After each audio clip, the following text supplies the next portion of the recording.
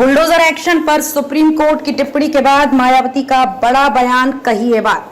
मायावती ने social media पर post किया है कि देश में आपराधिक तत्वों के खिलाफ कानून के अनुसार कार्रवाई होनी चाहिए। उनके परिवार व करीबियों को उनके अपराधों की सजा नहीं मिलनी चाहिए। हमारी पार्टी की सरकार ने कानून द्वारा कानून का राज स्थापित करके भी दिखाया है।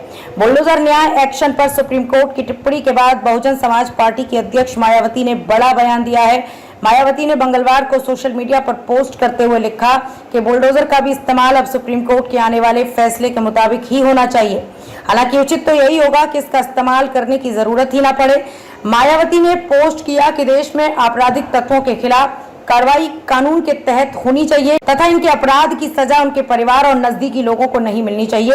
इस सब हमारी पार्टी की रही सरकार ने कानून द्वारा कानून का राज स्थापित करके भी दिखाया है। बुलडोजर का भी इस्तेमाल अब माननीय सुप्रीम कोर्ट के आने वाले निर्णय के मुताबिक ही होना चाहिए। हालांकि उचित तो यही होगा कि इसका इस्तेमाल करने की जरूरत ही ना पड़े, क्योंकि आपराधिक तत्वों को सख्त कानूनों के तहत भी निपटा जा सकता है। मायावती ने लिखा कि जबकि आपराधिक तत्वों के परिवार व नजदीकियों पर बुलडोजर का इस्तेमाल करने की बजाय संबंधित अधिकारियों पर ही कठोर कार्रवाई होनी चाहिए, जो ऐसे तत्वों से मिलकर पीड़ितों को सही न्याय नहीं देते हैं।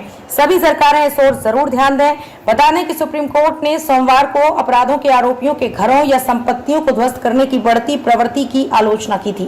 कोर्ट ने टिप्पणी करते हुए बुलडोजर न्याय का मामला बताया था। कोर्ट ने घोषणा की कि इस मुद्दे के समाधान के लिए वो दिशा निर्देश जारी करेगा।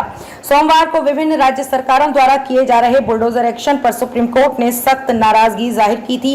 एक याचिका पर सुनवाई करने के दौरान सुप्रीम कोर्ट ने कहा कि क्या कोई किसी का घर भी सिर्फ इसलिए तबाह कर सकता है क्योंकि वो आरोपी है। सुप्रीम कोर्ट ने कहा कि अगर कोई आरोपी दोषी भी पाया जाता है तो उसका घर बिना तय कानून के तबाह नहीं किया जा सकता, दोषी का घर भी नहीं गिराया जा सकता। जस्टिस BR गवई ने मुस्लिम संगठन जमीयत उलेमाए हिंद की याचिका पर सुनवाई करते हुए कहा, सिर्फ इसलिए घर कैसे गिराया जा सकता है कि वो आरोपी है, अगर वो दोषी है तो भी घर नहीं गिराया जा सकता। सुप्रीम कोर्ट बार एसोसिएशन को बताने के बाद भी हमें रवैये में कोई बदलाव नहीं दिख रहा। याचिका पर सुनवाई कर रही पीठ में शामिल जस्टिस KV विश्वनाथन ने कहा कि किसी को भी कमियों का फायदा नहीं उठाना चाहिए। पिता का बेटा अड़ियल या आज्ञा ना मानने वाला हो सकता है, लेकिन अगर इस आधार पर घर गिराया जाता है तो ये तरीका नहीं है।